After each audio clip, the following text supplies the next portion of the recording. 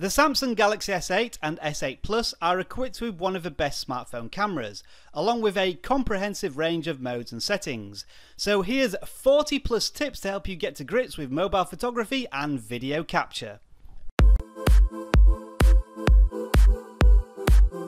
Without doubt, the quickest way to launch the camera on the Galaxy S8 is to double tap the home button, and this even works from a locked home screen. Like that. However, you do need to make sure that this setting is switched on by going to the settings within camera and scrolling down to quick launch and making sure that the quick launch toggle is on. Taking a single picture can be done by tapping on the shutter button, but you can also do this by tapping on the volume rocker. That's by default, but you can change that setting if you want to by going to settings, scrolling down to the bottom, tapping on volume key functions, and you can change that to recording a video, using a zoom, or putting it back to system volume. If you're wanting to try and capture some action, you can take a burst mode picture. You do this by tapping and holding on the shutter button like this. Now when I go to my gallery, you should see that the image has a number of photos on it depending on how many it took. If you tap into that, you can look at each individual picture that you took and delete them one by one if you want to, or you would delete the whole of the shutter speed collection by tapping delete there.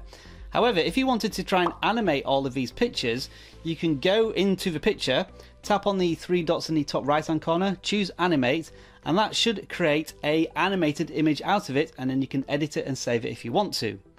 You do have a bit of zoom functionality available to you on the Galaxy S8. You can pinch to zoom, which is a long-standing tradition, but you can also now use the shutter button if you press and hold it to do very smooth zooms in and out like this. If you didn't already know it, the Galaxy S8 has an amazing camera with lightning fast autofocus, like that, but if you did want to focus on a certain object on screen, simply tap on it and the camera should very quickly readjust itself. Also, if you want to quickly change the exposure level, simply tap on an object and then you will see a light bulb on the left hand side that you can swipe up and down to change the exposure level.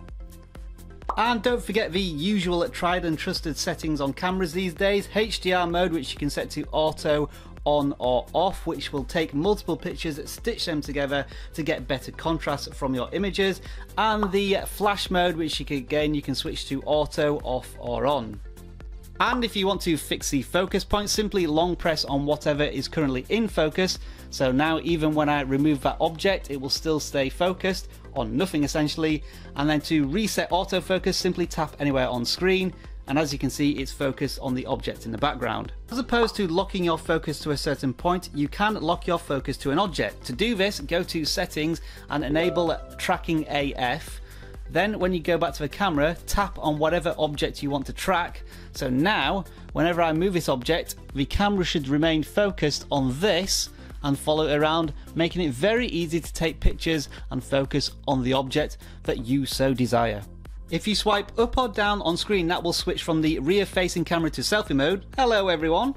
If you swipe to the left, that will give you lots of different filters to play with. And if you swipe to the right, that will give you different options such as Pro Mode, Panorama, Slow Motion, and plenty of other different camera features. Now there's all sorts of weird and wacky wonderful features here, including this augmented reality one where you can put masks on your face like this. If you want to turn these off, which I certainly do, tap on the mask again. When you're in selfie mode, there is a wide selfie mode. To access this, you have to swipe to the right, choose wide selfie, and then when you take the picture, you have to slowly tilt the camera so it captures both the left and right spaces like this.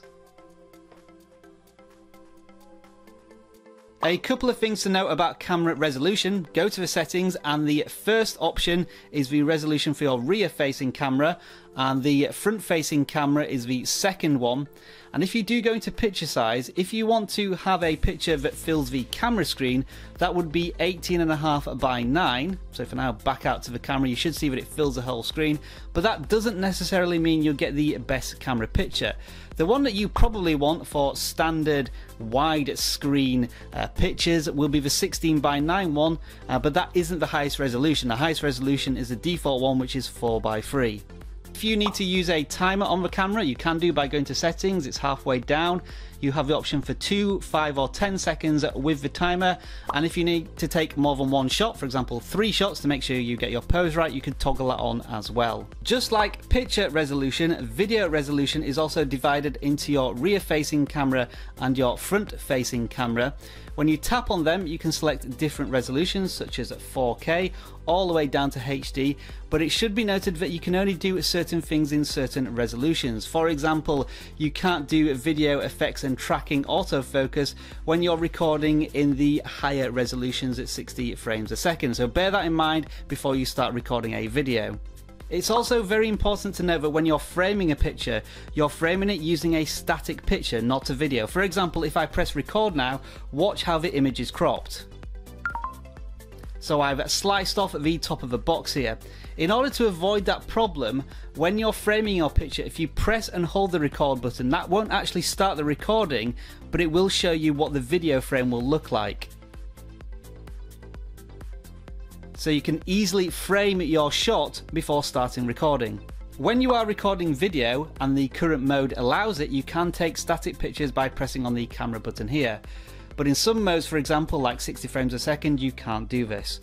After recording a video, when you first go to the gallery, you'll see a preview of the video playing which is silent.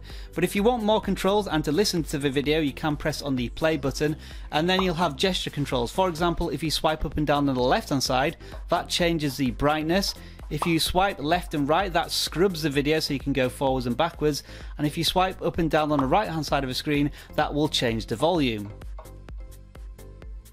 Let's rattle through some of the camera settings now. Motion photo, it takes a live video of 1 or 2 seconds just before you take a picture. Bear in mind, this does apply to every picture, so it will take up a lot of storage if you're taking many pictures. Video stabilization does exactly that. If you're walking with the camera and you're recording, you want to try and remove the bumps of your steps, and this will help do that. Grid lines, I'll set that to 3 by 3, and you can see how that affects the camera image that we're looking at. If you toggle on review picture, once you've taken a picture, that will show you what you've taken for 2 or 3 seconds before you see the live camera image again. And the floating camera button does exactly that. It puts a floating shutter button that you can drag around the screen and take pictures with, as well as the main shutter button. Back on the camera screen, these are the immediate differences you can see.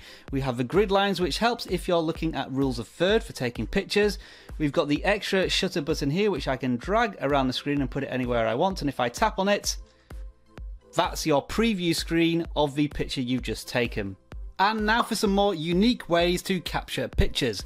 Go to settings and then scroll down to voice controls, toggle that on, and then try the following commands: cheese, capture, shoot, record video.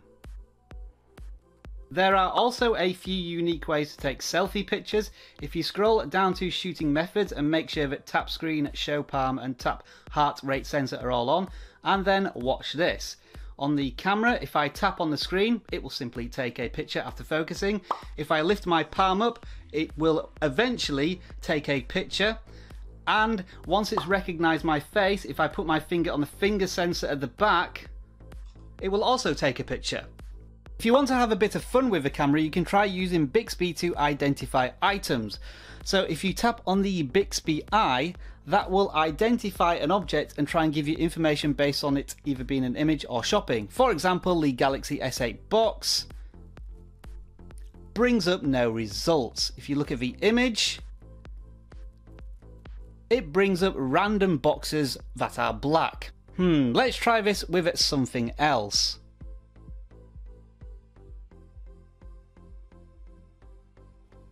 Well, at least it can find Android dolls. As I said earlier, you can swipe to the right and select Pro mode for the camera, which essentially puts everything into manual. You can switch the ISO, aperture, white balance, and pretty much anything else if you're a camera enthusiast. And just as importantly, you can shoot in RAW mode. To do that, go to settings, then go to picture size, scroll down to the bottom, and every time you take a picture, it will save both a JPEG file and a RAW file if you really want to get into your picture editing.